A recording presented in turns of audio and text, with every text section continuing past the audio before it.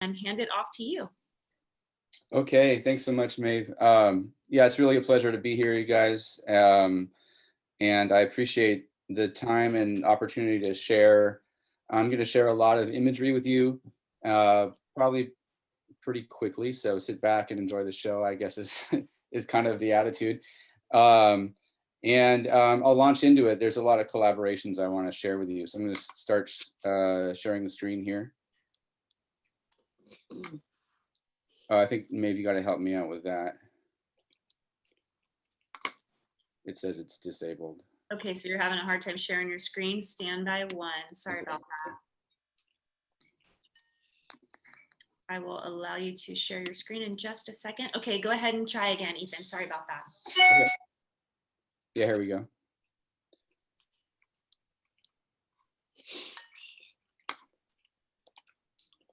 Okay. Looks great on my end, Ethan. Great. Okay. Good. Yeah. So I created the Burn Cycle Project to collaborate with fire agencies, researchers, other media organizations, and communities to produce experiences to understand wildfire better. And it really is a format for collaborations. It's kind of an umbrella for lots of interesting productions, which I'll kind of do an overview for you here. Real quick here, the person you're seeing here is Ian Grob from the Forest Service. He works in Missoula, shoots a lot of video with the Missoula Fire Lab, and he provided some really amazing fireproof camera box footage that I've been using in these exhibits. And fortunately, he was able to see some of these exhibits as well. So I just want to upfront acknowledge all the people that I get to work with to produce this stuff and put together different teams.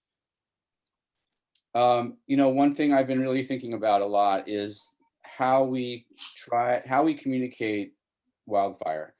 It's extremely complex and there's an urgency involved, to say the least.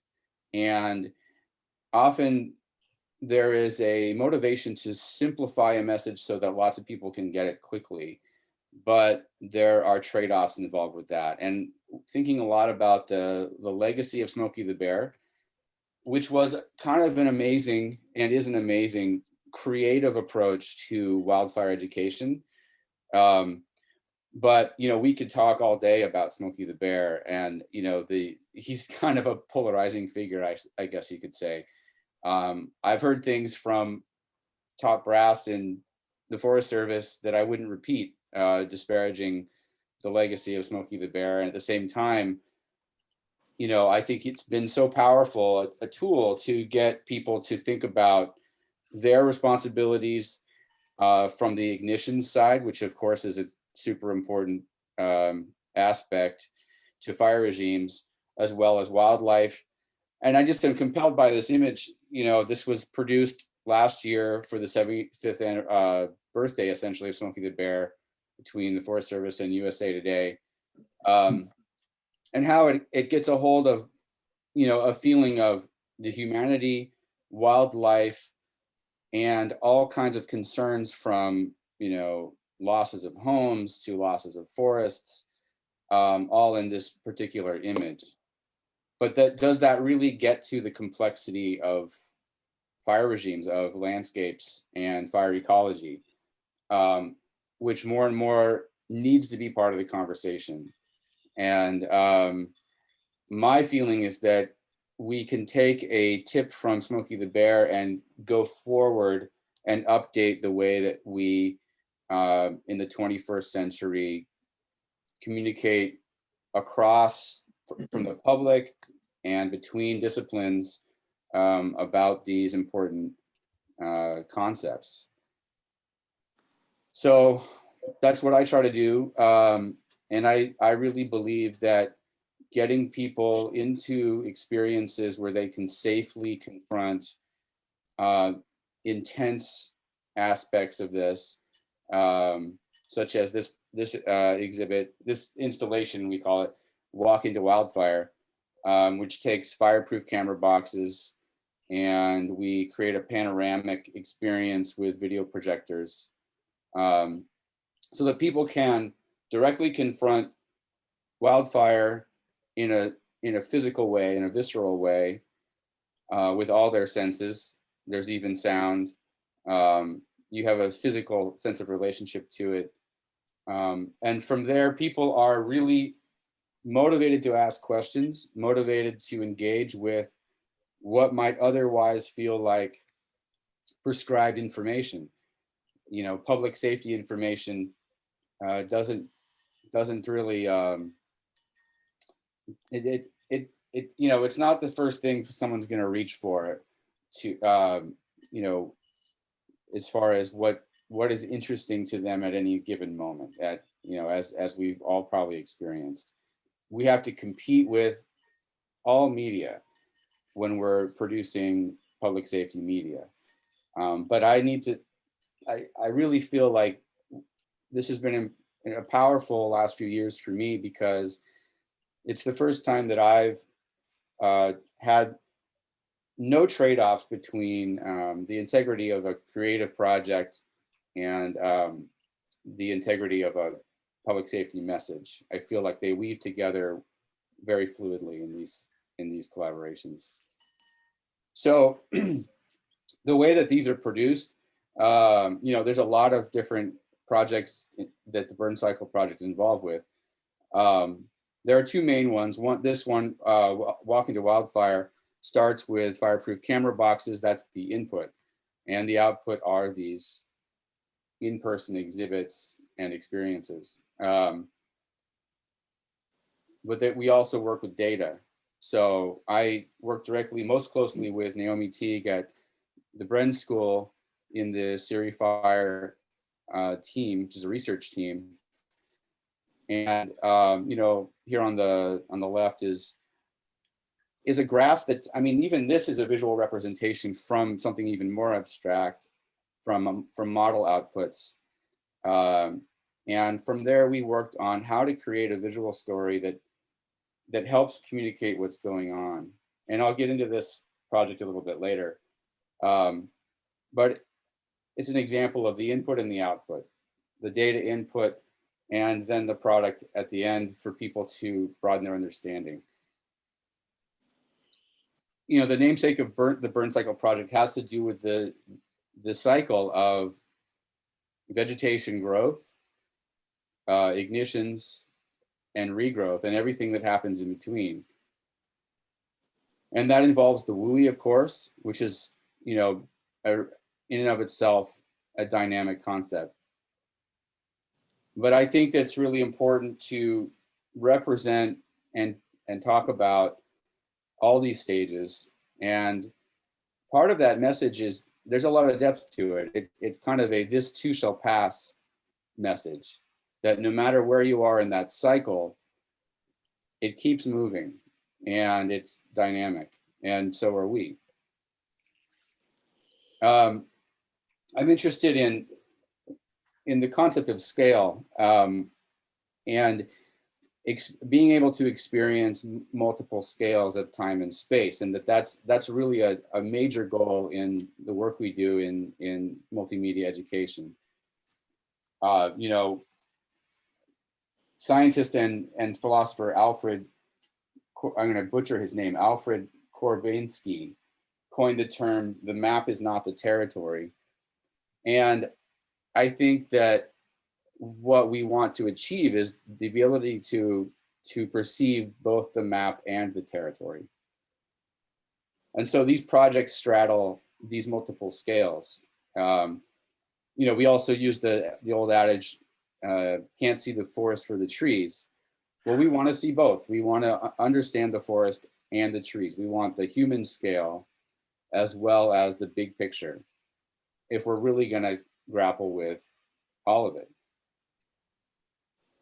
I was poking around online, you know, because I was thinking about the feedbacks involved with fire triangles, and I really liked this one, and it turns out that this was in a paper that Max Moritz, who's in the Siri Fire team and on the board, and his collaborators had used in it to really effectively illustrate a lot of interesting concepts about scale and feedbacks in fire regimes.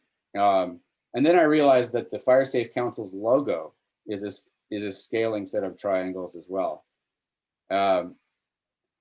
So what's interesting here is that all these things are in constant relationship. You've got these smaller circles within a triangle. So fuel and weather, those are feeding back. But then there are feedbacks from, local sites where an ignition may occur, like in the lower triangle, all the way up through, landscape scales. And this is the kind of thing that inspires me a lot, is how to wrap our heads around these things, how to study them, and how to communicate them. And that's what inspires the Burn Cycle Project. And so the logo here is representing, in a basic way, a cycle. If you look at that red area, of course, that represents a fire, and then continues through the cycle back around. I mentioned the collaboration with the CIRI fire team. As the CIRI fire team at UCSB at the Bren School was forming, I was in touch with Naomi Teague and talking about just the interest I've got. I have a history in producing documentary content and exhibit design work about the natural world and our relationship to it. And around that time, CIRI Fire got an NSF grant to collaborate on this large computational model, the RESIS model, and plug in expertise from multiple disciplines. So this is a map of that model and that research. And you'll see these feedbacks in it. This is obviously a complex, we could talk about this a lot, but just quickly, what you see there on the right, the fuel treatment model and the economic factors and political factors plugging into it, that is the human system. That is fire management and the political, economic, social world that fire management is developing out of. The other side, the left side, is the natural world, and they're intertwined and feeding back in a relationship. Maybe a simpler way to see that is with this one.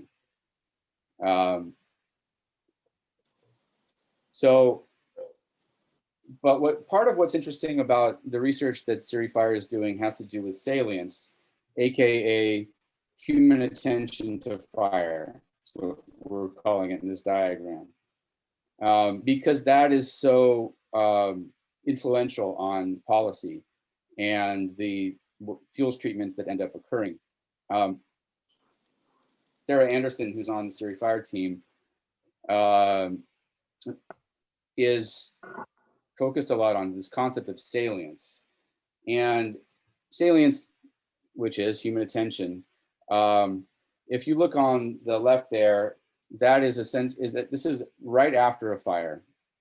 So a fire occurs, social salience is at a high around fire. There's a lot of attention on fire. That's going to drop off over time and space. So like the further away you get from where the fire was, or over time from when it happened, it's natural to assume, people's attention will go down from that. But risk is literally growing back. And that disconnect is part of this problem that we continually face.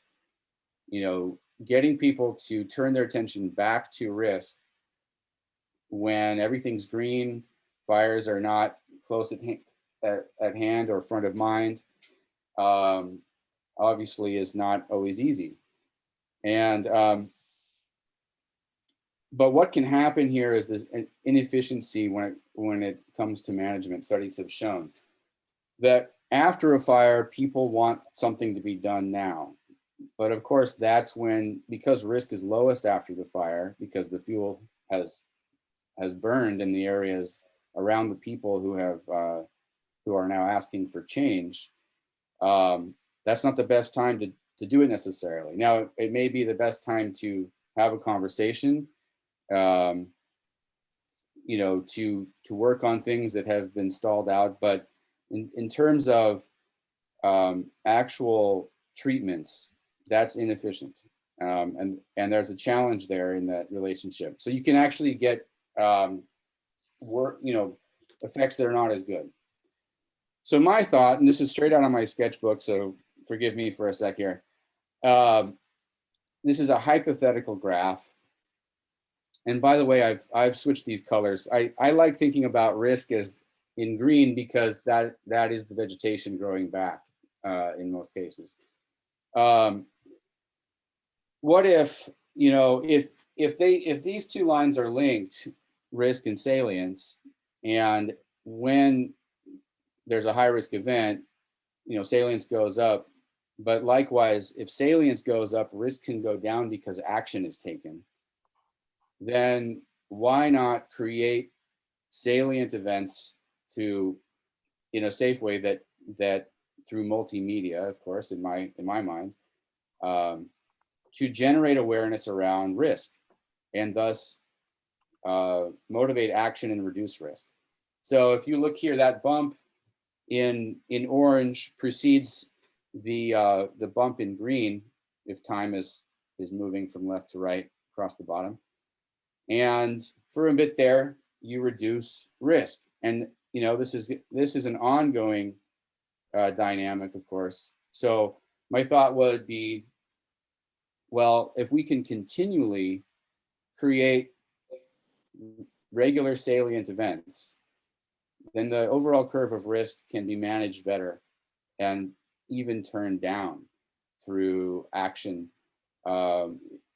in collaborations between the public and fire managers. So that's how I think about what we're doing. This was a piece where we projected footage that I had gathered on fire incidents onto a structure and even embers onto trees for a local community. This was up in the Truckee area in the Sierras, to have conversations about defensible space, home hardening, and those kinds of public actions people can take. I want to go back through a number of exhibits that we've done. This was the first one in collaboration with the Siri Fire team. This was actually before we got the National Science Foundation grant that has funded several projects. And this was in the UCSB library. So bringing this kind of awareness to students where they study. And that involved what I call artifacts that we presented as artifacts that were burnt objects that a friend of mine who'd lost his home during the Tea Fire on Mountain Drive, he had collected from his neighbors, 10 or so neighbors, and cataloged each object and treated them really as art objects. And it really drives home the human connection, the human impacts. And there are multiple ways of approaching these different stories. So using virtual reality in approaching more of the ecological processes. This was the origin of the Ray Fire on Paradise Road at the White Rock Campground. Over a year, I visited every month with a 360 view camera that's used in virtual reality goggles, and created some kind of a time lapse of regrowth that people could look around inside of. As I mentioned, I also go on incidents with press credentials, sometimes working as a member of the press to tell stories in an immediate sense and provide imagery for projects like documentary work and the kind of storytelling that we do within these exhibits, supporting narratives around fire awareness. This was the Thomas Fire, and I could show lots of images from these kinds of incidents, but I'm just going to show a couple examples. But I think it's important to get the view on the ground if one's to understand what's happening in these changing dynamics with our relationship to wildfire and the wildland-urban interface. Actually, part of what's interesting about capturing these kinds of images as they happen is you don't even always know what you're capturing. We later found out, of course, that the whole story of the Thomas Fire had so much to do with issues with our power grid and these cascading effects of power grid failures and the transformers blowing up and power poles blowing up. So you just don't always know what an image means because its meaning can continue to evolve, and it's important to get them at the right time.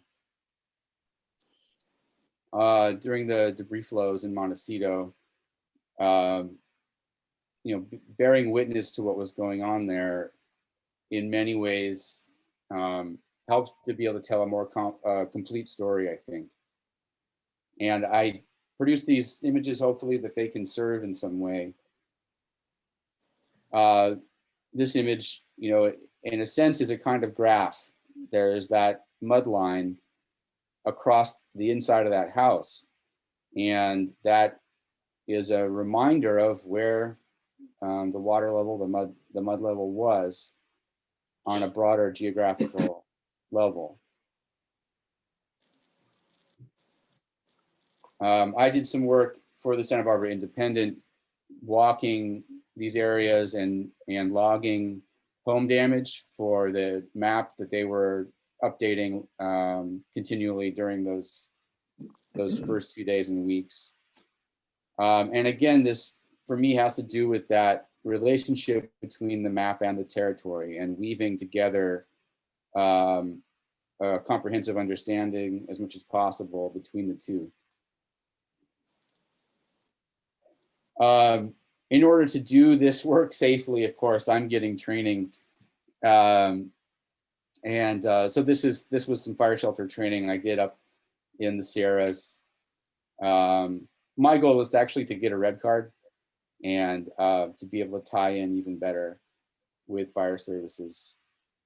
And, my goal also is to create multimedia experiences for agencies as well for their training purposes.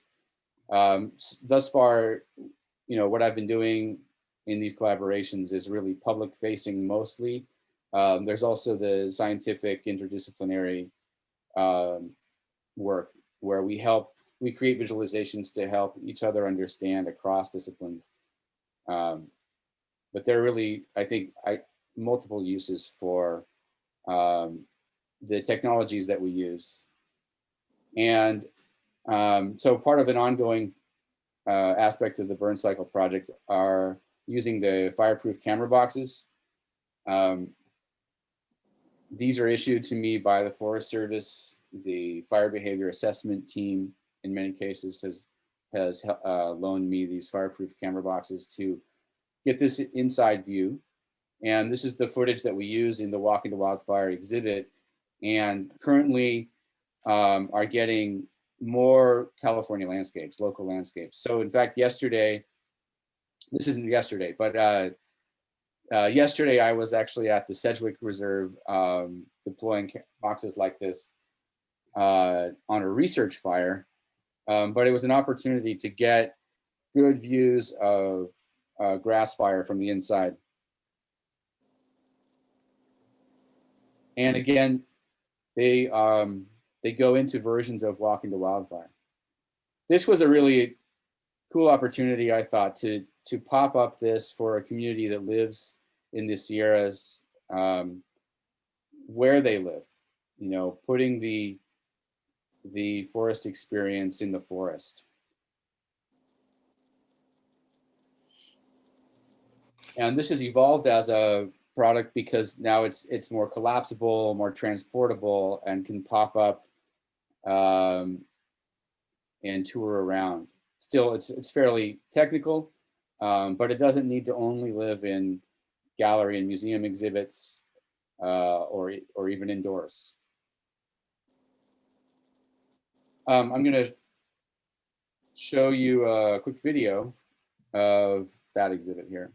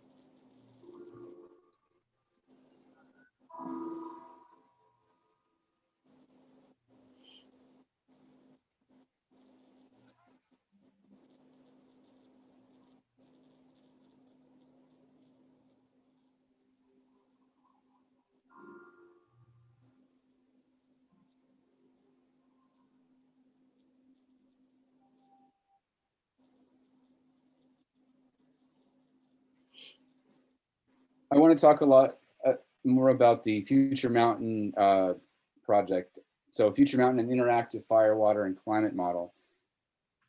This has been an ambitious aspect of the collaboration with Naomi at in the Surrey Fire team, where we are taking decades of rich landscape data from soils to stream flow to forest growth, evapotranspiration, so like that's moisture leaving up into the atmosphere from the plants, climate change, snowpack, all these different aspects, fire spread. And we're using data from the Southern Sierra Critical Zone Observatory. So this is a really important watershed for Southern California water supply, and has this incredible history of data collection. So 60 or 70 years we're talking about. And as I mentioned before, it comes from this more complex scientific and technical stage, and we figure out how to tell stories with it that helps people to access it a little more easily. And this was a project that Max Moritz worked on with her as well, a paper, I should say, that they worked on, that then I worked with Naomi on creating visualizations for. So really, these are watercolors, in this case, that support stream flow graphs.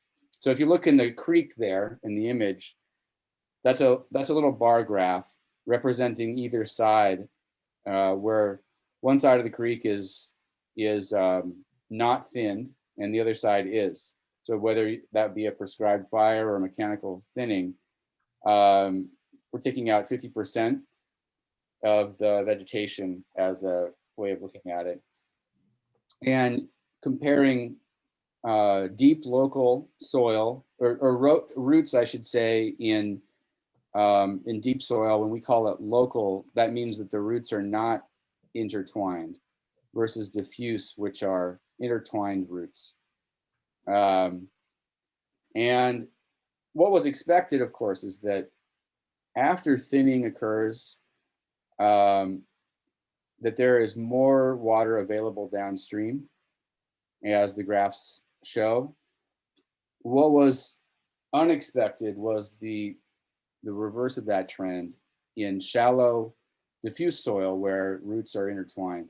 In that case, the remaining vegetation is pulling up the remaining water, and there is significantly less water available downstream. And you can see it increased growth. So this was a way to communicate a complex set of scenarios. Here are some close-ups again here. So we're exaggerating the sort of spaces here, but here you can see those roots compared on either side. The dashy lines in the sky are evapotranspiration, representing a certain kind of density of that. And this is that story that was unexpected. So visualization can help communicate the complexities of, what these sort of conditions around regions and ecology where you don't always have the same effects. We went on to work on the Future Mountain project, which was much more complex in what we're representing. So a three-dimensional point of view, comparing different sites in the broader landscape to each other and to the landscape. That top cube, the concept with that is that it's an aggregate cube representing broader trends in the whole landscape. And we're using a video game engine to run simulations. And so this is an interactive experience for people. This was an earlier stage. You can turn on these graphs. And what's exciting about this, working with a programmer and friend of mine, David Gordon, was to express behaviors in the forest directly from the data coming out of the model. So you've got these what we call video game assets, where we were actually purchasing different kinds of vegetation, plugging it into the program, and then letting the data express how much they grow, whether a tree dies or grows, and at what rate, when the creeks flow, how much. All of that not driven by our storytelling agenda, but from the data itself. And you can purchase homes within the video game kind of menu of assets. So we're introducing the WUI a bit into this landscape as well. This debuted a year and a half ago in downtown Santa Barbara at an exhibit called Burn Cycle Living with Fire. That was at, there's these large warehouse spaces at the Community Arts Workshop that we used for this. And we were able to show this alongside other exhibits. So some of the kinds of narratives that come out of this, when things occur within the simulation, that as you run it, this is self-driven by any user, you will uncover different interesting kind of story points.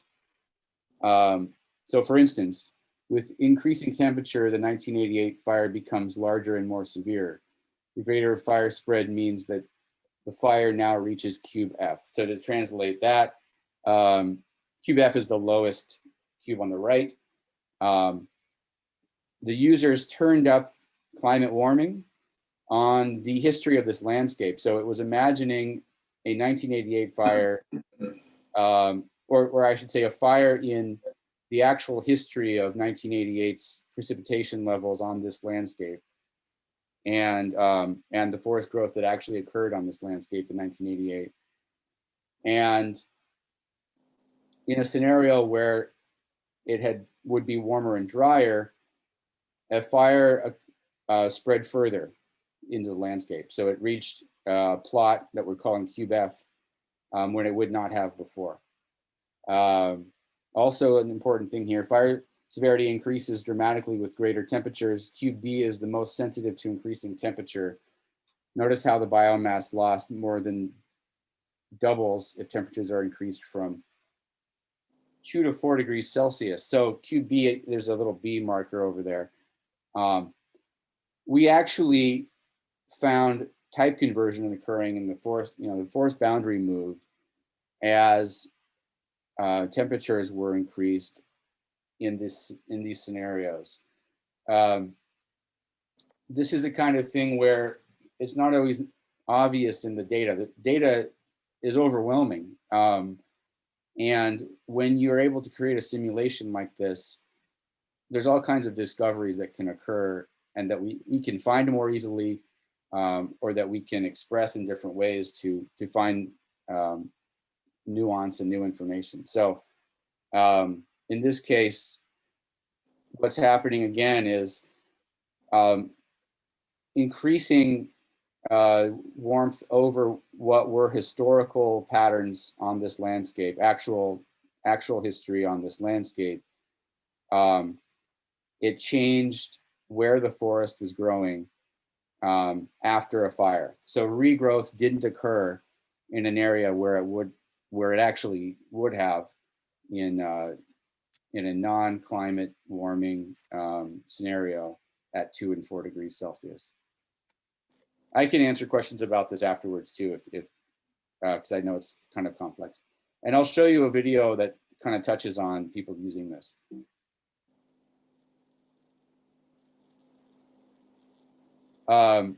Here are some more scenarios that we're comparing in Future Mountain.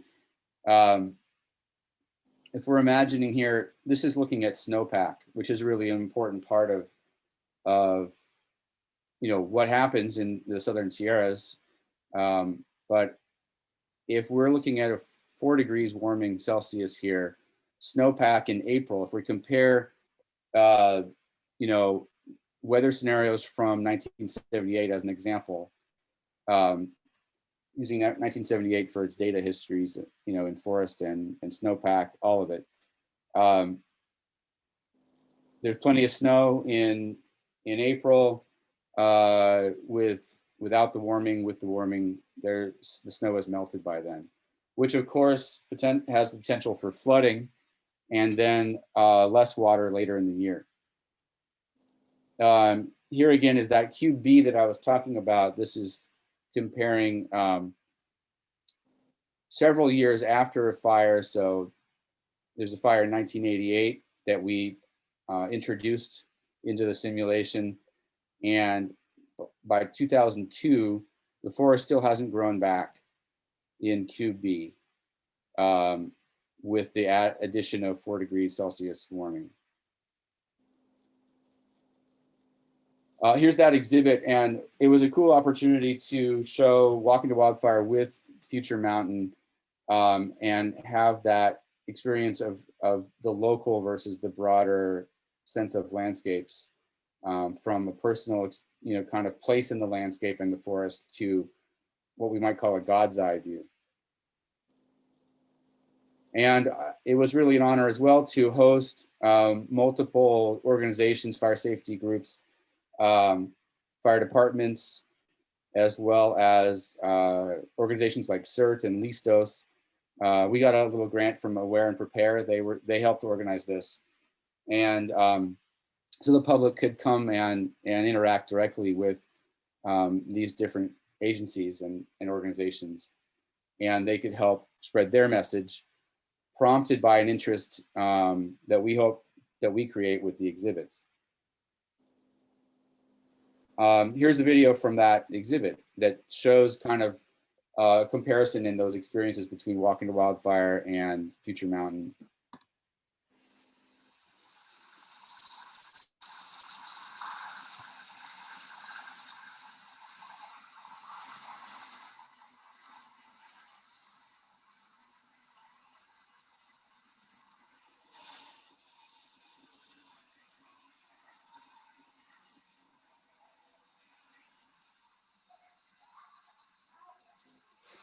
And I'll say they're running this landscape at different speeds.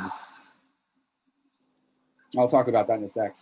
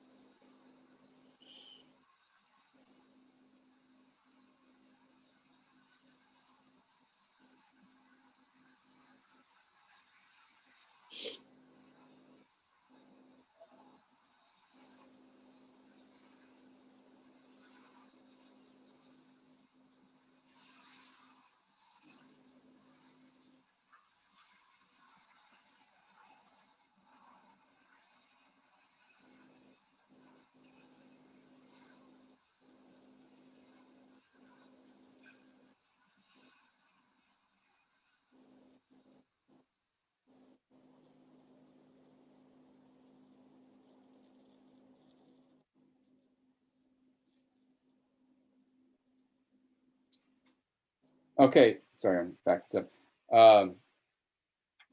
So with regard to Future Mountain, we have rich data sets for the Santa Barbara front country as well. That so they're running our local landscape through the model, and our goal is to produce a local version as well, which would be quite different than a Southern Sierra version. Using Google Earth, we can kind of look at what would be involved. Here, there's plenty of WUI in this case, of course. There's not snowpack, there's chaparral, and certainly there are these dynamics of stream flow, flooding, and the intervals around all these relationships. So going back here, this is post Jesucito fire in Google Earth. And this is sort of concept art for what I'll start to do in drawings. This is a helpful visual prompt for starting to design what an experience would be like for an interactive experience of a simulation of our local landscape for people in this place. We have new tools where this could be not only an exhibit, say at the Natural History Museum, which we're talking to, they're interested, but also that this could run online and that people could access this anywhere. And run scenarios over time, and space. So like we talked about in the other version of Future Mountain, you can zoom in on sites, but you can also look at daily, weekly, monthly, annual, and decadal time scales. So running time lapses to see these patterns over time. What I'm excited about in going forward in this hopefully is really being able to look at recovery time post fire with different species. There's really a lot of messages involved that we could get at. The climate relationship to growth, the randomness of ignitions, effects on stream flow, and we could introduce more about home protections where we could build in a little model taking fire severity and indicating a level of risk to an abstraction of local homes. What I mean by that is we're not going to implicate anybody's particular home. We would place a graphic representation of the wildland urban interface in here. So like something more like an abstracted, somewhat cartoon version of this landscape, potentially. And that landscape, you know, it interfaces all the way down when we look at the hydrology. I live here. This is Pedregosa, near Mission and De La Vina, Sheridan's little alley in between De La Vina and Bath. And, you know, a flash flood took out my and several neighbors' cars a couple winters ago. And so, we think that we often, I had assumed that I was getting a better sense of where I lived because I look at these sort of fire maps and stuff so much. But there is this way that these, living in the wildland urban interface, it can extend further into the urban area than one might realize. And I think that's really an important thing to communicate. So I'm wrapping up here.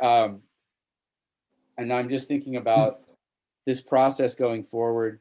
And just, despite the risks and the realities of what we're facing, especially have been this year, it's really an interesting thing to engage with. And again, just it's such an interesting combination of a vital understanding for the public and an interesting aesthetic experience that people can have. And I think people are motivated to have it. And I do want people to understand that they have a place in this cycle, the burn cycle. We have a relationship to where we live and when and where we are in that cycle. And the more that we get that, the more we can live with the natural beauty that we're here, that we're here to live with, that we choose to live with, especially. I encourage you to follow up with me if you're interested. The website is burncycleproject.com, and a lot of this stuff is on there and plenty more. And happy to take any questions now. What I'll do is I'll end screen share for now so we can look at each other, but I can go into it and find a slide if you want to see it again. Thank you so much for your time, Ethan. Yeah, sure. Oh, let me, are you seeing me now? Okay, yeah, great. Yeah, we have normal screen now. So we'll go ahead and open it up for some questions and answers for Ethan. If anyone has any questions, it might, if we have a ton of questions, it might be easier to use the chat box. If not, go ahead and ask away.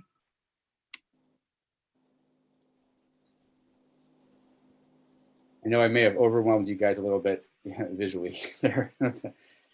No, it's great, Ethan. Like I said, we so appreciate your time. And for those folks that are still on from Fire Safe Council, like I mentioned at the beginning of Ethan's presentation, Nick and I have met several times with Ethan, and we're really excited about coming together and working with Ethan to come up with some new products specifically based around public education within the District of Montecito, and having him come in and kind of videotape us doing our own versions of dispensable space videos, really similar to what the CAL FIRE website has, and really kind of focusing those videos specifically to Montecito. So Ethan has some great products out there.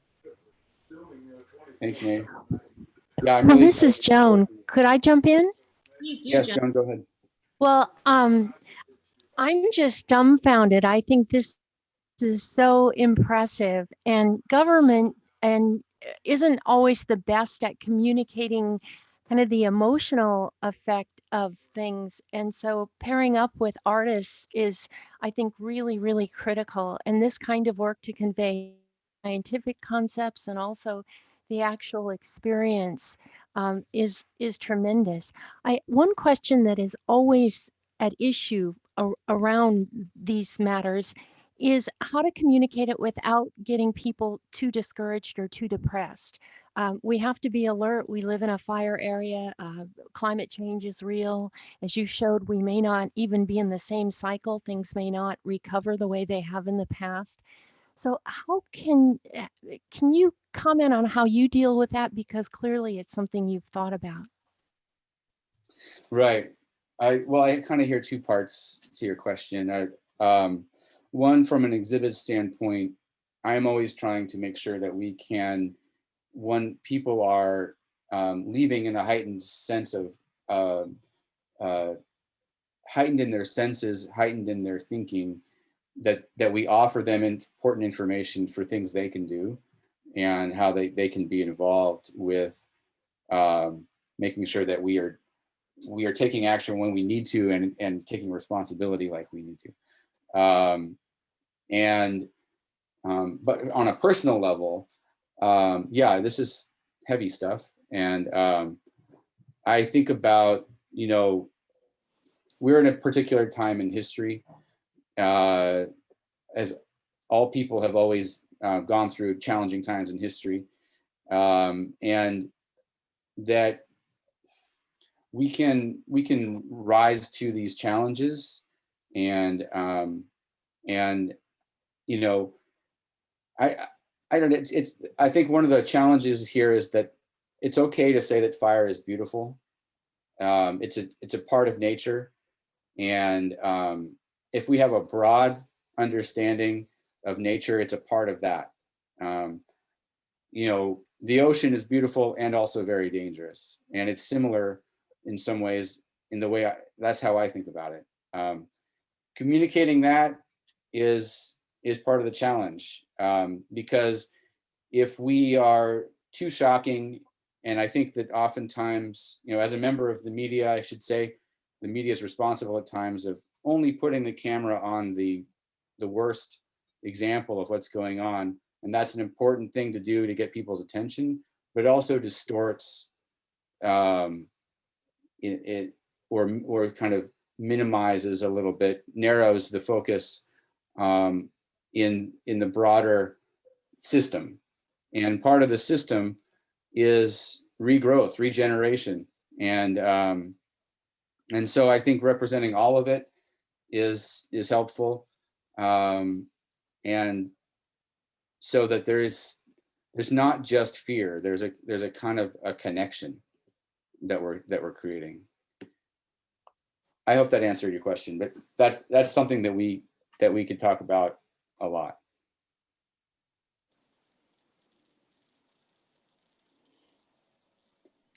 Yeah, Ethan, I think that we've talked about the virtual staff ride that we've been working on developing in Montecito, and I think Right. that the whole virtual experience, I think once COVID is over, I think that part of our society will continue to remain within this virtual world, and I think that Fire Safe Council and fire departments in general really need to start looking at public education in more of a virtual platform. It seems to be like this is going to stick around and is not going to go back to traditional methods. And I think it's been really interesting and very cool to watch the shift in culture, especially around public education. And I think that there's a broader means to reach a larger community by doing things virtual this way. And I think that your product is just an absolutely incredible way to reach out to people.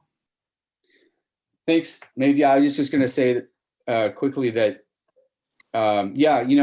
we can reach people where they are, is my feeling. There's the online experience, there's storytelling, there's also the in-person experience, and there's going to be a real demand for that as well. People, when they finally are like, I can go outside and meet up with people and do things when it's safe to, I think these kinds of experiences will have a lot of interest.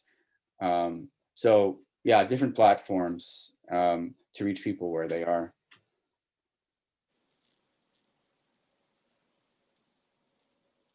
Well, unless you guys have any other questions, you could feel free to reach out to me, Ethan, at burncycleproject.com. And as Maeve said, I'm in touch with her and Nick quite a bit. And I appreciate your time so much. Yeah, and Ethan, thank you. And we have a link to your website on our website, on the Fire Safe Council website. So it's very easy for anyone to log on there and access you. And before you go, Ethan, Gordon, I'm not sure if your comment was directly for Ethan or not, or if you wanted to save that for the end before we let Ethan depart. Yeah, it's for everybody after Ethan departs. Okay. Thanks, everyone. Thanks, Ethan. I'll talk to you later. Bye. Thanks, Ethan.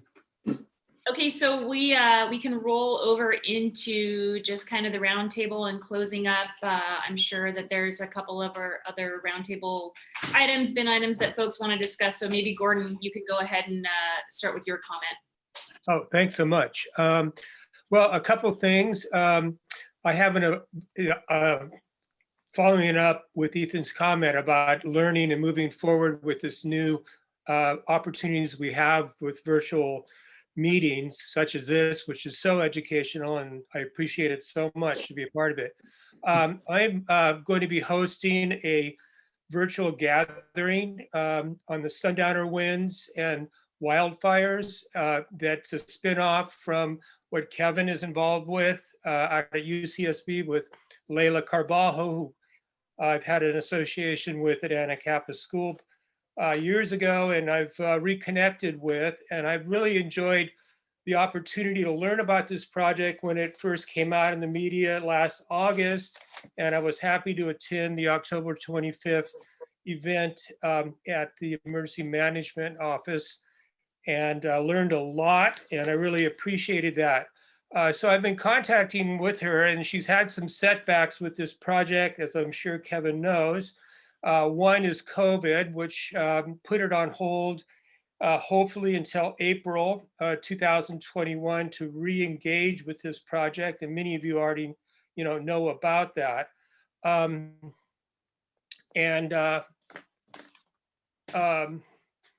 That's one problem that she's been up against. And the other one is there was some vandalism up on La Cumbre Peak by some of the human activity that's going on up on the mountains these days. And equipment was stolen, sensitive instruments, battery, etc. And so she's had some setbacks. What I want to do is open this up, and I hope John Allman can send around my email, which I'm going to send around today to your members, our members here at the Fire Safe Council. I'm also going to include the Mount Ember team and the San Marcos Trout Club and see if we can get a gathering. And the gathering will be November 12th at 5:30 p.m. And everybody's welcome to learn more about Sundowners and what she's planning and what UCSB is doing. I think it's fascinating, and I totally support it, and I'm happy to host this event on November 12th at 5:30. The other thing, and maybe Ted wants to comment, but Ted and I met with Congressman Salud Carvajal's office and Wendy Mota and the Forest Service, including Chris Stubbs, who runs the forest in Monterey as well as in Santa Barbara. And he was very helpful and listened. And Karen Hartman from the Forest Service, as well as Daryl, the patrol officer. And we covered a lot of territory. And I guess what I'd like to say is I'm very excited about what Ethan is doing, because I think the Smokey the Bear thing updated would be great to have a media blitz for PR, for TV, social media, newspaper, how to use the forests properly, and update that and get that message out. Because I think, with all due respect to the salience concerning defensive space around homes, I totally agree, and that's what I've been working on at my own home. However, what I see is the salience factor is human activity on top of the mountain in high-risk areas such as West Camino and East Camino Cielo, and across the state, whether it's in the mountains above Glendale. When you have human activity, we know the cave fire started. I know exactly where it started, and I see vans up there all the time and people up there. And so we have a Santa Barbara at risk. We have Goleta at risk, and depending on where the fire goes, it started up above us. And we know this. And so my concern is how to, the wildland interface, urban interface is a prime topic. And I want to throw in the human activity there as being really salient.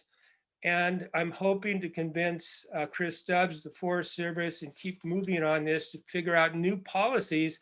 So where you have high risk areas such as East Camino Cielo, that there is some restrictions for overnight camping in these particularly high risk areas. And it's not, again, not just Santa Barbara. I know that this is going on in other parts of the state where there's high risk areas where the wildlands are being actively used by humans in ways in which can start fires. And I think that we need a massive educational campaign, and ideally using this social media and tools that Ethan has, for example, and get it out there, how to use the forests to avoid fires, to avoid litter situations, to control defecation in a way in which it is not spreading COVID and things like that. So it's a kind of up to date, facing this new world with climate change and drought that's dried out our forests and made us very vulnerable. And how do we respond to that with a public education campaign that would get the word out and be proactive and not just status quo, laissez-faire, what we've always done. And it's going to take federal policy changes, and it's going to take county working together. And I know everybody here knows what I'm talking about, and I will please pass the stick to the next speaker. But thank you for listening, and hope some of you can make that November 12th virtual gathering and with Layla and find out what's going on with her great project. Hey, Gordon, this is John. Any more details on that meeting you're talking about, and how are we going to access it? Well, good, thank you. I'm going to send out an email today, and if you can send it to all the Fire Safe Council members and they respond that they're interested, and I'll be doing a calendar invitation next week, and I'll just do it the same kind of thing you guys do and see who shows up. Great, thanks. Yeah, we have been looking at that mountain problem, and it's huge.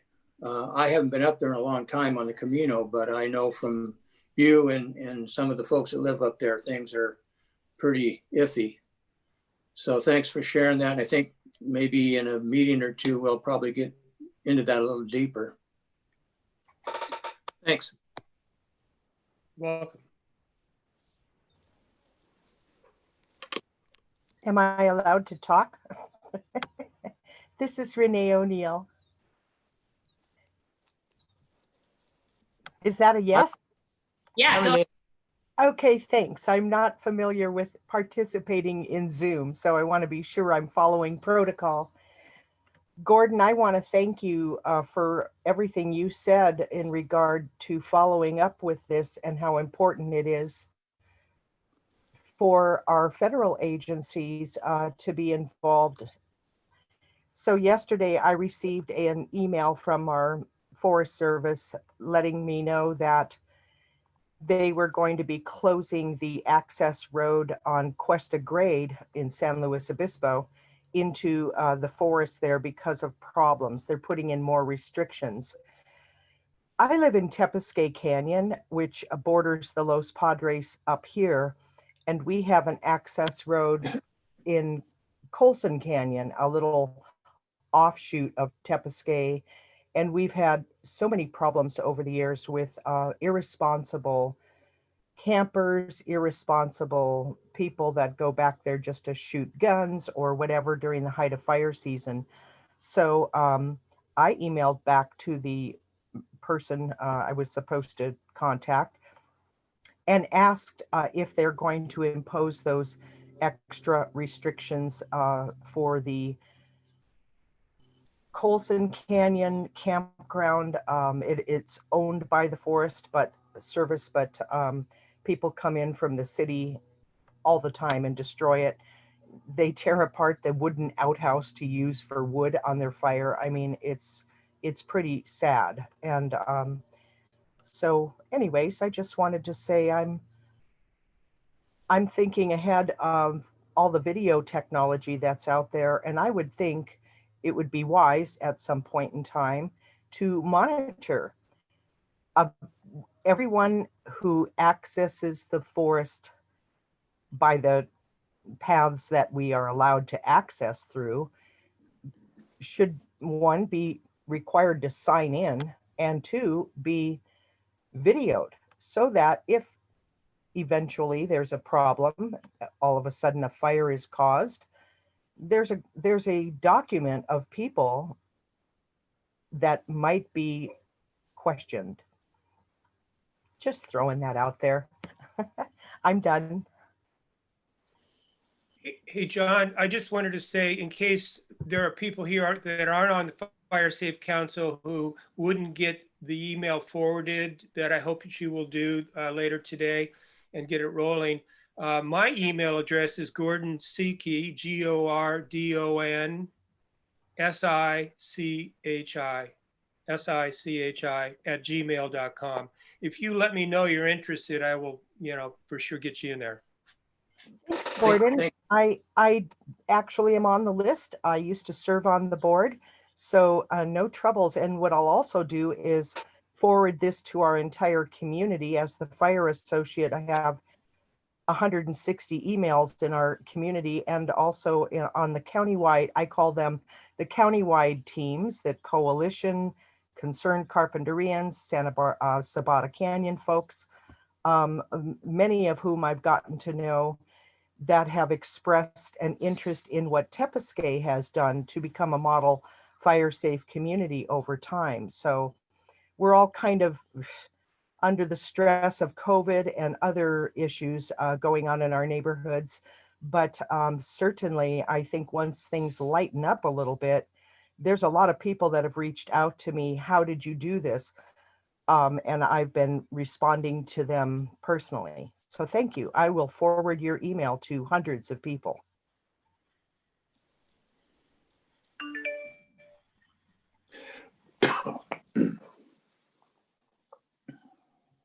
Great, thanks, Renee. Anyone else have any other questions? Yeah, I have a comment. We were going to talk about the proposed ordinance issue at our next meeting, and some of the discussion today actually ties into that discussion. And I was wondering if Rob could address the issue. He said that talking about the ordinance would open a can of worms, and I wonder if he could list some of those worms for us so we could think about it before our next meeting.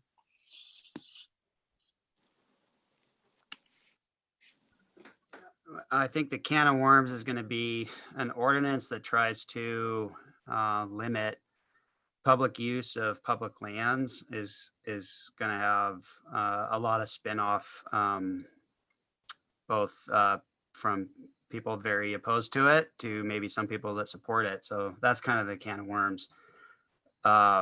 It's being couched as a potential parking ordinance, but it's ostensibly designed to limit the amount of time that the public is able to access some of those public lands. So it's just one option. There's a lot of options out there to deal with this issue. And obviously we're going to run out of time today, so I wouldn't recommend we dive too far into the details, but there are various county various county agencies looking at this, what some potential solutions could be. And then there's obviously a lot of input from the community, but you just look at efforts to provide parking restrictions for beach access and see how popular that is. I think that restricting parking up on the national forest is going to be really tough. And not to mention that, honestly, most of the places up there, you don't even have to be on the road. You can be off on a turnout that would be beyond the shoulder of the road, so not applicable to a county parking ordinance. So I think there's a lot of input that needs to come from the national forest, because they're the land management agency dealing with those public lands. So I think it's really important that they're guiding that process. They actually should be first. They should be at the front of this, kind of leading it, versus a kind of a reactionary ordinance concept that would, again, have some unintended consequences potentially. So that's kind of my take on it. I was up there on Sunday. I went up to Lizard's Mouth and looked around, and there was a lot of people up there, but the Forest Service had a patrol person on duty. So, there's a lot of things that we used to do back in the day, like staffing up patrols that are pretty efficient ways to deal with these issues, rather than taking a regulatory approach that, again, could have unintended consequences. So, but I think, I think, John, my recommendation, and we've already talked about this in our email discourse back and forth, that next month at the board meeting, we don't have a presentation, so it'd be a good time to probably dive into this to kind of get the council's take on it. And we'll have another month in to kind of review what some of the topics are right now across the different stakeholder groups. Yeah, Rob, I think that's a good idea. And I think we did talk about November for that. And, the end result is really more patrols is really going to be, if they had the money to do it, the answer to trying to keep folks in line, because it's going to be a long haul to do anything else. And in the days when I was with the Forest Service, we had the people, but of course now it's thinned way out. But again, I think patrols will be a big help, either sheriff or Forest Service, but we'll get into that November. Hi, this is Wendy with Congressman Carvajal's office. John, can you hear me? I can, Wendy. How are you? Good. I just wanted to also mention Karen Hartman's on this meeting today from the local Santa Barbara district. And I also wanted this group to know that I've been coordinating a Los Padres stakeholders meeting since 2016. And anyone who is interested to participate in those meetings on a quarterly basis, that's also a good time to interface with the Forest Service related to a number of issues. So John, feel free to send out my email to anyone who would like to be on the stakeholders meeting list, and I will include them on the agenda notifications and invitations. That sounds great. You'll send me an email then? Sure, I can. Yeah, if folks want to reach out to you, you can send that to me, or how best is for me to, do you want me just to send to you an email and then you disseminate it for me? Is that the best way you think? I think if we're going to get it to the whole general membership, that's probably the easiest way. Yeah, sure. Okay, sure. I'll do that, John. Okay, thanks. Good to see you. Thank you. Can I ask one question? Of course, go ahead, Loy. My question is, and I talked with you about this, Maeve, but there's very little teeth as far as CAL FIRE and enforcement of defensible space. And I'm wondering if the group as a whole is doing anything to try to get more regulation and enforcement of defensible space. That's my question.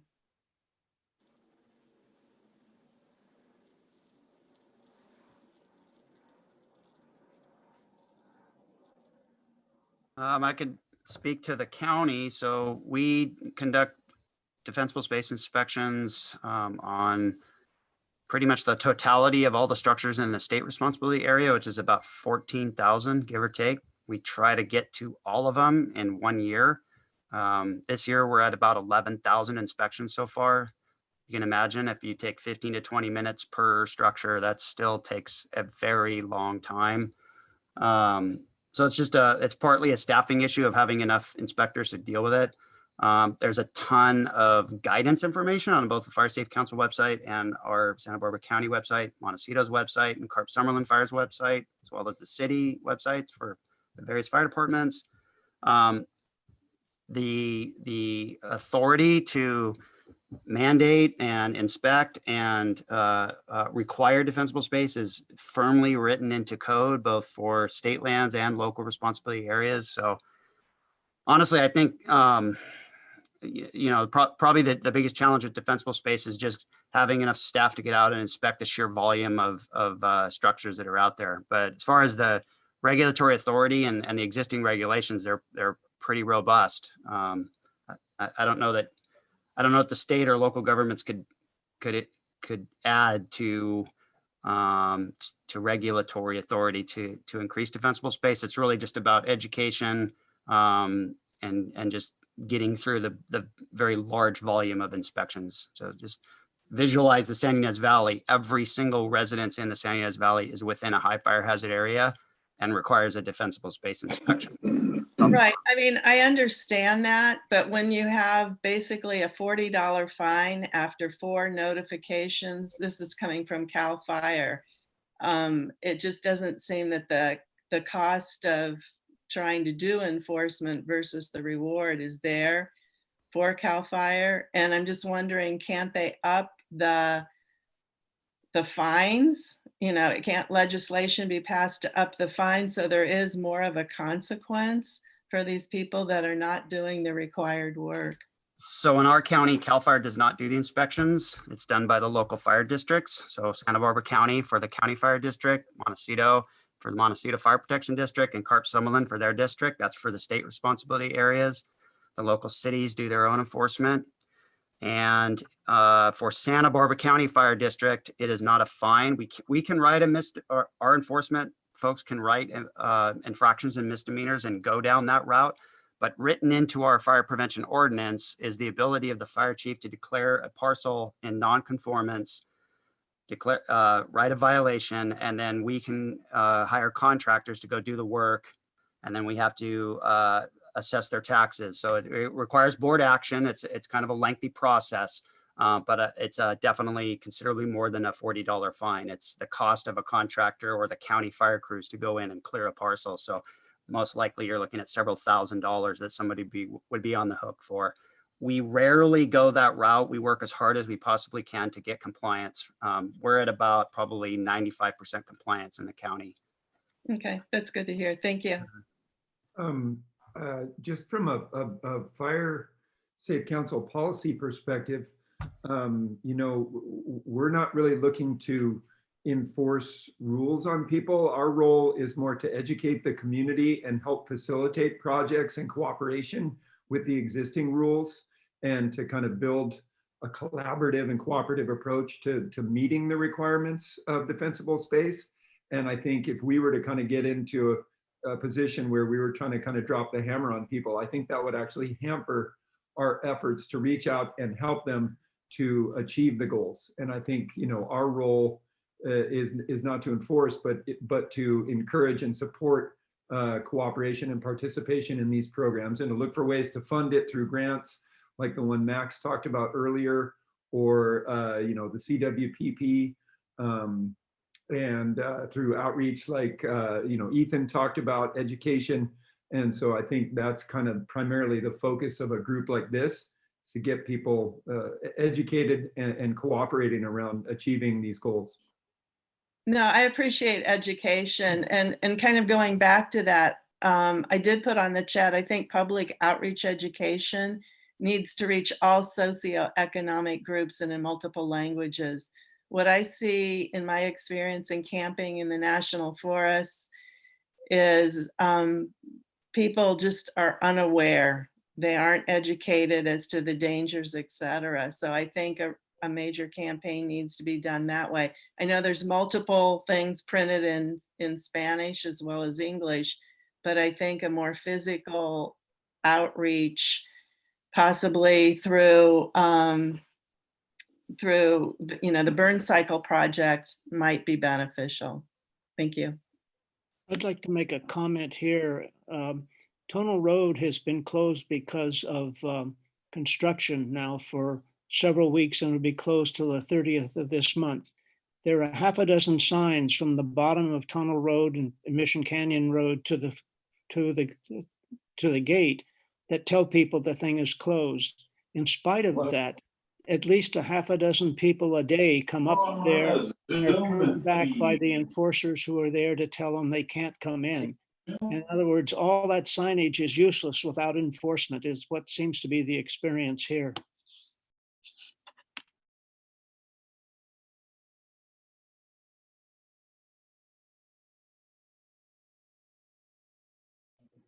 Brandon Stevens here from the Los Padres. I'll just jump in this little pause. I just wanted to throw out, in light of this sort of mentioning the Forest Service outreach.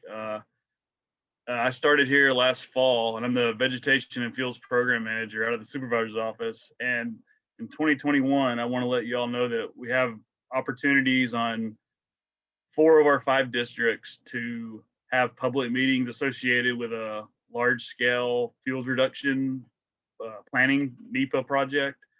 And what I would like to see in that is have the Fire Safe Council involvement at every district meeting, like have the local ones show up for the meetings. And of course, they might be probably virtual due to COVID, but still, I just want to throw it out there that myself and the new Deputy Forest Supervisor, Chris Stubbs, he started the past year too, and he came from the Park Service, and he's, he very much, sees the importance of involving the public too, and with these fire safe councils that are already established. I mean, it's great infrastructure. It's already there, and so many people here, so many people involved compared to other ones I've seen, elsewhere out west. But so just want to say in 21, there's going to be good opportunity for some public meetings. And I like the idea of having it in, multiple languages. We have a resource officer on the Santa Lucia district, and she's already mentioned that. She just came from the Mendocino last year, and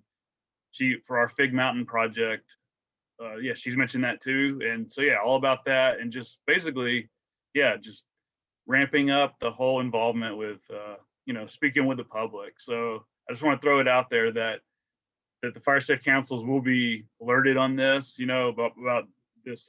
It's actually the NEPA project for the landscape fuels reduction. It's funded through PG&E. They gave us some money to do some NEPA, some planning to do like fuels projects, and focused on the WUIs too. So I want to throw it out that the LP is working on, becoming just more responsive and even tagging on to the Smokey Bear thing. Like I've been saying that for years myself, that it's just not nuanced enough, but as effective as it has been for what it was for. But so anyway, just want to throw that out. I think I like what I'm hearing out here with all this stuff. And so the LP will hopefully in the coming year, kind of ramp up being involved.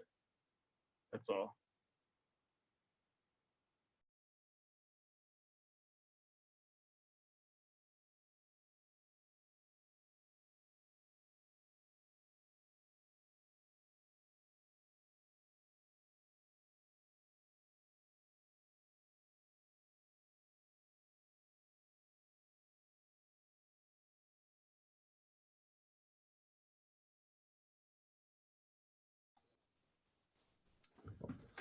All right, one of those uncomfortable Zoom silence modes. Let's see, Maeve, are you still on? I think maybe Maeve dropped out. So I think we're all still trying to run through a round table, which is tough on Zoom. Brandon, that was awesome, by the way. It's really cool to see the Los Padres engaging in project work and getting grants and all that. That's great. Let's see. I see a couple names up on the screen that maybe would have some information for the group that'd be interesting. So I see Amber Anderson's on. She might have some information on the Santa Barbara City CWPP. That'd be awesome to get a little quick update. Hi everyone, I'll jump in here. I have construction going, so my apologies if it's loud. If I am talking. But yeah, we are rounding the corner on our CWPP. We have our draft EIR out for public review right now. It's going to be out until mid-November. We are planning on going to Planning Commission on November 5th at 1 p.m. for public commenting on that draft EIR. So we're right in the middle of that whole process. Things are going really good. We have received several comments so far on our draft plan, but all are very positive and in alignment with pretty much the commenting that we've received so far, looking at insurance impacts, enforcement, public space, wrapped in, tied in with some like ADU issues, things that are probably a little bit outside or on the border of the scope of a CWPP, but we're preparing to address all those at Planning Commission. So if any of you are interested, our project website, one more time, is cwpp.santabarbaraca.gov, and it has all, I'll type it into the chat too, but on that site has all the links to the EIR information as well as Planning Commission coming up in a couple weeks. So that's where we're at. You know, actually, since I have the mic right now too, just to dovetail onto the enforcement aspect of things, like Loy had mentioned, our biggest struggle in the city is actually funding and manpower for that enforcement. So that's one thing that we struggle. Like Rob said, we have a ton of availability and resources when it comes to code to be able to do the enforcement. It's just the manpower and the time that we have to actually carry that through. So that's something that we're working on. We did have hopes of a part-time person that was in the budget adoption for this fiscal year, but that was right when, or kind of pre-COVID COVID. So that was in February, and within 2 weeks, all of the funding for that part-time person went away with the budget impacts that our city has faced with COVID. So we're still trying to work around with that, waiting for grant opportunities or something, at least to get a program started. So that's where we're at with the city. Thanks, Amber. Maeve just texted me. It looked like her Zoom timed out. But everyone else looks like we're still in. So we'll just keep running until everyone's feels good. Is there anyone else that wants to speak up in the roundtable? There's a couple of folks I can see on the screen that haven't weighed in. I know Paul, I think there's a meeting coming up that maybe you could just do a quick couple minutes on the Ag Pass program. Sure. Thanks, Rob. Yeah. We finally got the Ag Pass meeting set up for next week. Rob is on that too. We got some folks from County Fire and CEO's office, Ag Commissioner, me as a Fire Safe Council representative, and from the Sheriff's Department as well. So this is the same group, and Matt's going to speak to it as well. He's going to kind of give us a presentation of what's going on in Ventura County. Sorry it's been taking so long, but the whole COVID thing has set everything back. But I'm hoping we're going to get some good participation, and we're going to get some positive feedback, and we can move forward with that. So I will give us an update at our November meeting. And just a quick refresher for everyone. Basically, it's a program that allows some of the ranches and farms to issue basically a worker ID card for their folks, so that if there's critical needs on say harvesting a particular crop or getting sprinkler systems turned on or whatever, any kind of critical need for the ranch, they could cross into an area that's under a fire closure. You know, obviously ensuring that that's not a dangerous situation, but that's happened in past large fires where there's a big fire closure area. It encapsulates a particular ranch, and there's then they get huge crop loss because they couldn't turn the sprinklers on. There was nobody that could get across the line. So this would just allow the workers to confidently approach a roadblock and show the officer their card, and with the IC's concurrence, they'd be allowed to cross the fire line. So it's a good program. Ventura has been doing it for quite a few years now. Yeah, thanks for that, Rob. Yeah, so I'm looking forward to this forward. Hey, Paul, it's John. That'd be countywide, I would imagine, if that passed, right? Correct. And I know you've been working on it a long time.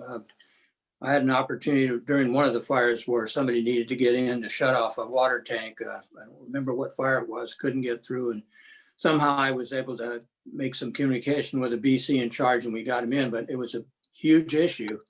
and that guy could not get in, but we got him in. So this program is going to be great when it gets going.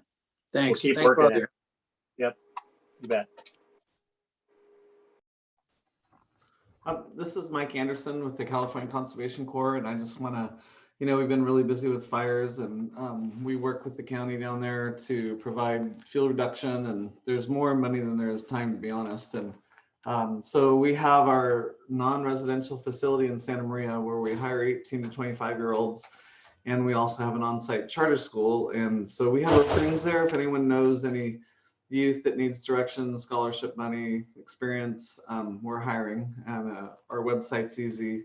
It's ccc.ca.gov. And otherwise, we've just been really busy in fire. Now we're getting involved in fire recovery work after the fact up in Santa Cruz and over in the Sierra Nevadas.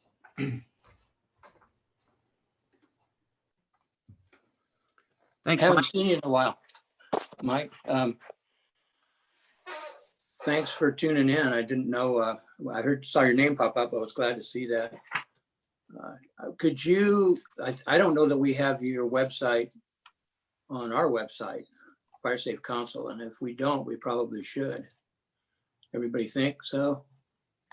I can type it in the chat.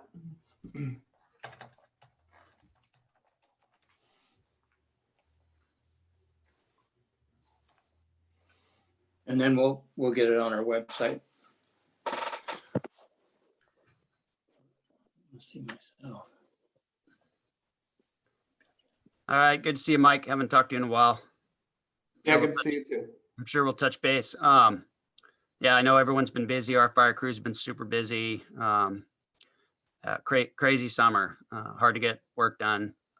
Luckily, we have a fuels crew this year, and that's been great because they've been able to get work done because they're not going to fires. But it is tough statewide to get these projects done when there's fires burning everywhere. All right, moving around to anyone else. Any board members that want to jump in on a round table, or any other folks that have anything?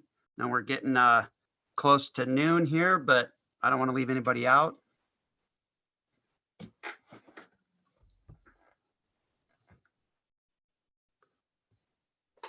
Just John, I was going to make one more comment. Edison's been pretty active around Santa Barbara, checking their poles and photographing and whatever. And we have a particular pole on our property that they look at carefully with trees and whatnot. Somebody came here about 3 weeks ago and cleared around our power pole for about 20 feet in either direction to mineral soil. I was impressed. I didn't think they'd carry it that far, but they did. So lots going on.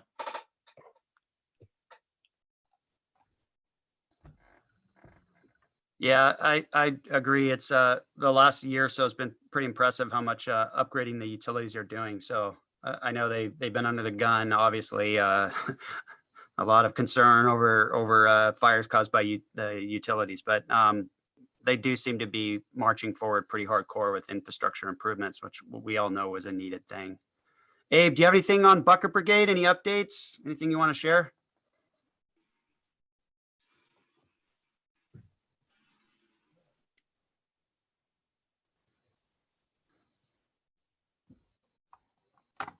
Still up, Abe?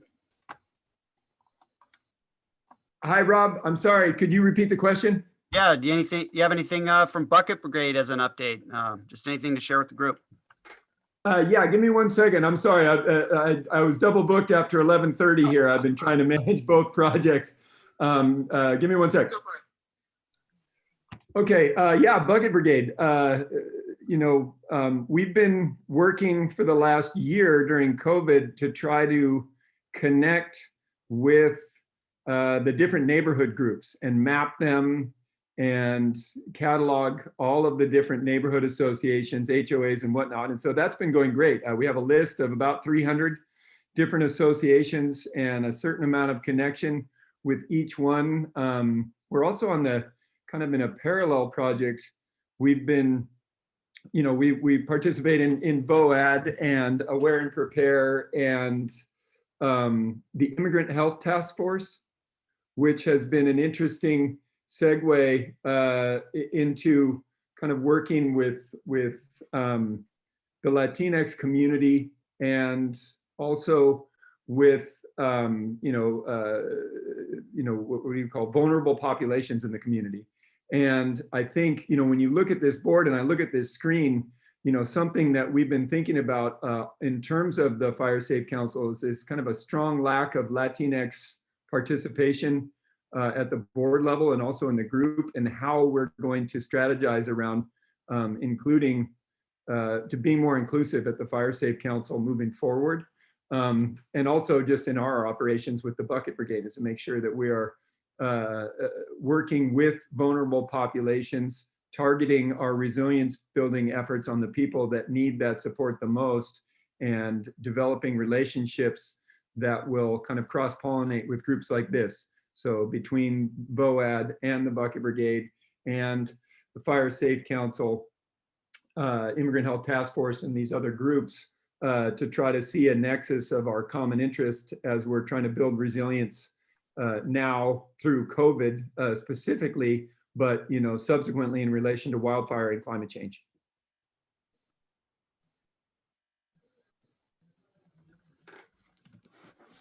Hey, Rob, sorry, Zoom kicked me out for a few minutes there because of the time at 11:30. Thanks, Abe. I'm not sure if you saw in the comments while I was gone, Robbie, there's 2 questions from Chris Smith for you in the chat box. Yeah, I see him.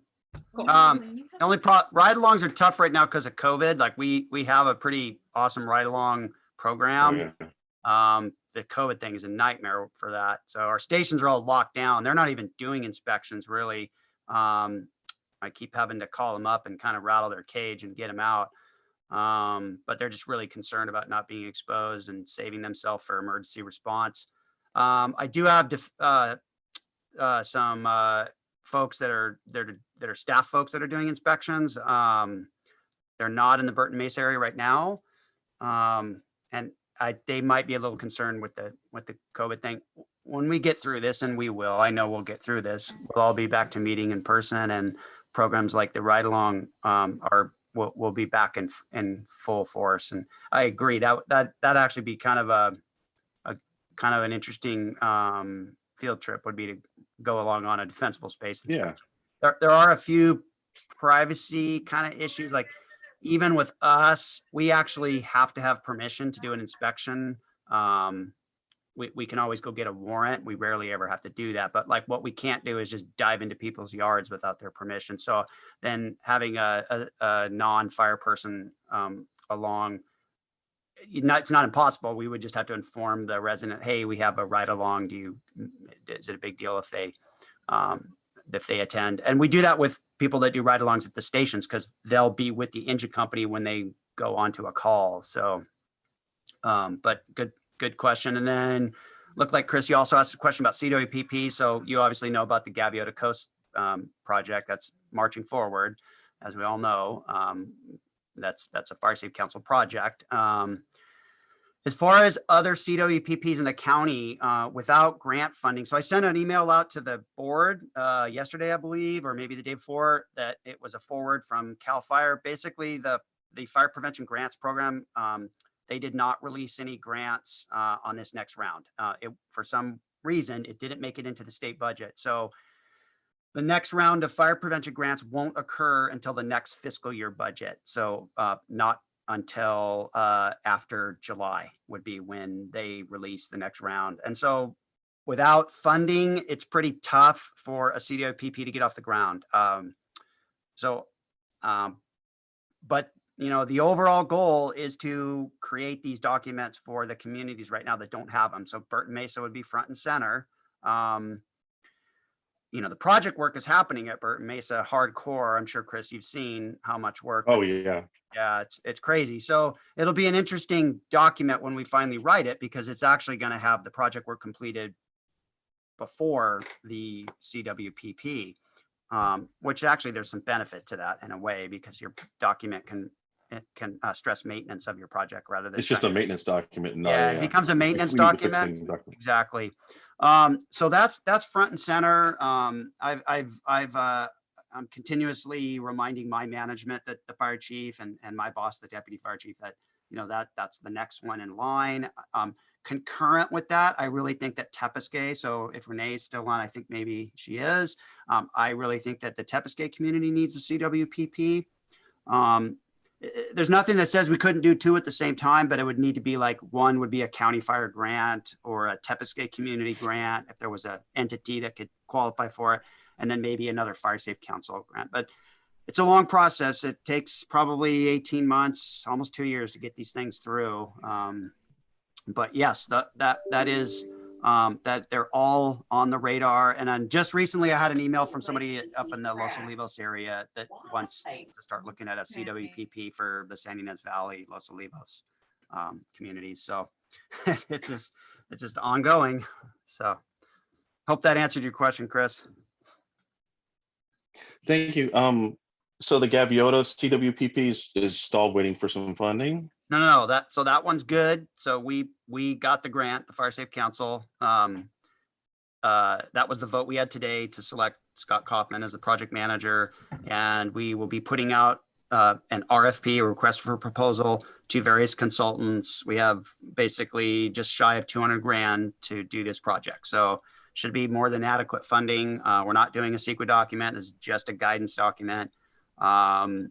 We have an initial meeting with the Gaviota Neighbors Group. This is just kind of a loose steering committee formed of some residents of the Gaviota Coast area on November 6th. That meeting will be happening. And I'm reaching out to the county working group, which is the CEO's office, myself, state forester up in San Luis unit, and the county planning and development department, and convene that group, which is just basically a guidance group for the document, just providing some guidance in terms of the county process.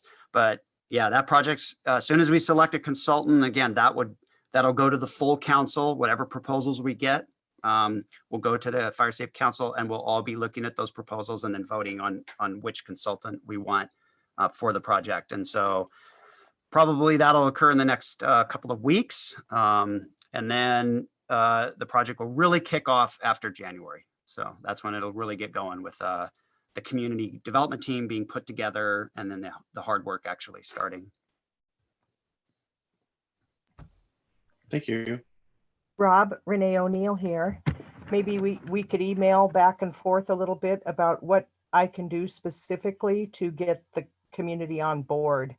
I know under COVID-19, I typically hold a town hall meeting down at our local school, but I don't believe that's possible right now. I'm not sure how many folks are comfortable with getting out there. I know many are not, including me.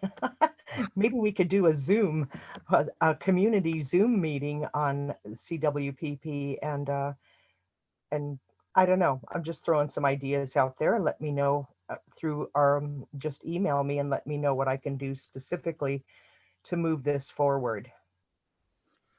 Okay, yeah. I'll just say I would probably not jump in too quick, because one thing we found out with Gaviota was we had a lot of meetings like 2 years ago, and then it kind of just sort of was in limbo while we were waiting for grant funding. So we got the grant funding at the end of August, and now boom, it's starting back up. So maybe just keep on your radar. If your community is interested in it, we could probably start discussions on that sometime this coming spring.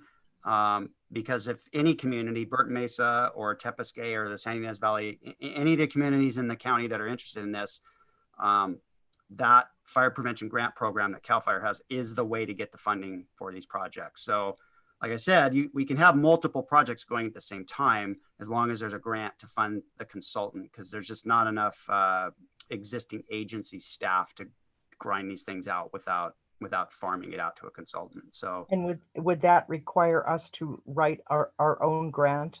Honestly, we've got 2 grants that were approved in the last 5 years. So there was the original Fire Safe Council grant for the San Marcos plan that County Fire wrote that grant, basically. That was approved. That's how we got the San Marcos plan funded. And then there was the grant that we wrote and got approved, the Fire Safe Council grant, for the Gaviota Coast plan. So it's like copy paste, basically.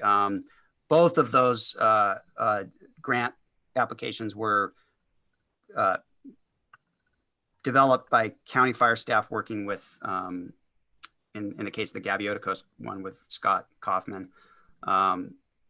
They're pretty easy to do, and county fire is always available to assist with those. Thank you, Santa Rob. Barbara City is funding their project through that grant program.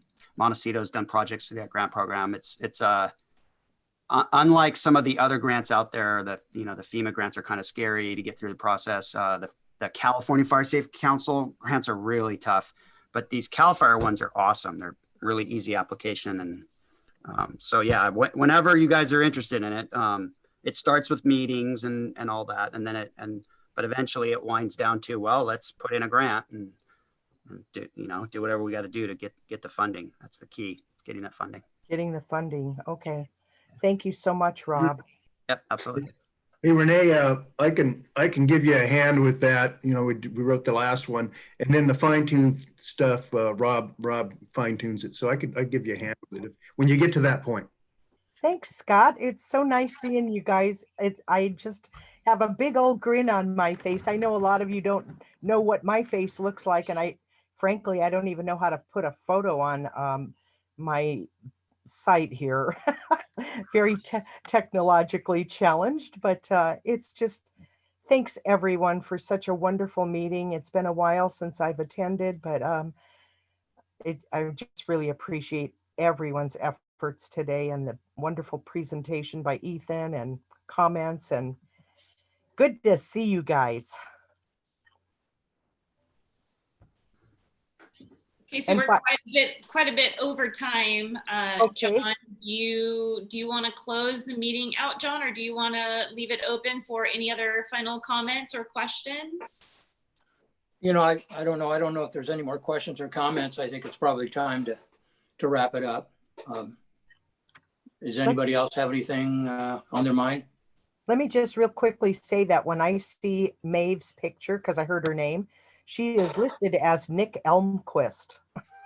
I like to keep people guessing. It just makes the day more exciting. It's the Fire Safe Council account. And so when we signed it up, we put it under Nick's name. So it'll always just say Nick Elmquist. And we're just going to keep you guessing on which one shows up each time. It's like Halloween,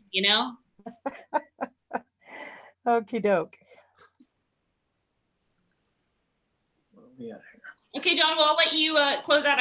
Unfortunately, I have one go back. Sorry, Brandon, Zoom kicked me out right as you were speaking. And so I was just trying to thank you and Becca for showing up. I don't know if you guys heard that. I was saying that we really look forward to having you and Becca joining us with the Fire Safe Council meetings. And we're just so appreciative to have, both Nick and I and Robbie Hazard as well. There's quite a few of us that used to work for the LP and Dan Fawcett that's joined us now, and Rolf. And we're so happy to have representation from the LP, and we really are so passionate about the LP being involved in Forest Service in general with the Fire Safe Council. And so we're so appreciative that you guys took time out of your day to join us today, and we really hope that you guys continue to join us. And the last thing I'll say is that our next meeting will be November 5th, and it will be on Zoom as well. And then I'll hand it over to you, John, if you want to close it, or Ted, if you have anything to say as well. Hey, just one real quick go back also.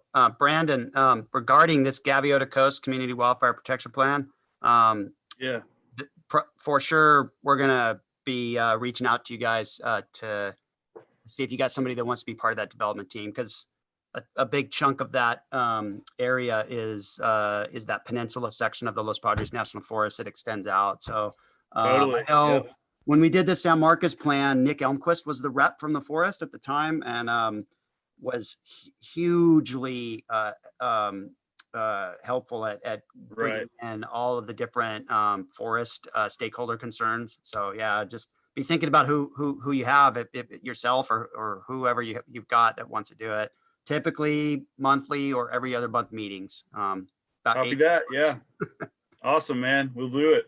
Thank you. I'll ship emails to you as we start moving towards that point of putting that team together. Cool. Thanks. Yep.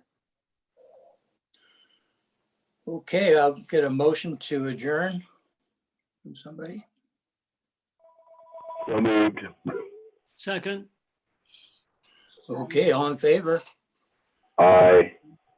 Aye. Aye. We'll see you on November 5th. Yeah, everybody. Thanks, everybody. Mhm.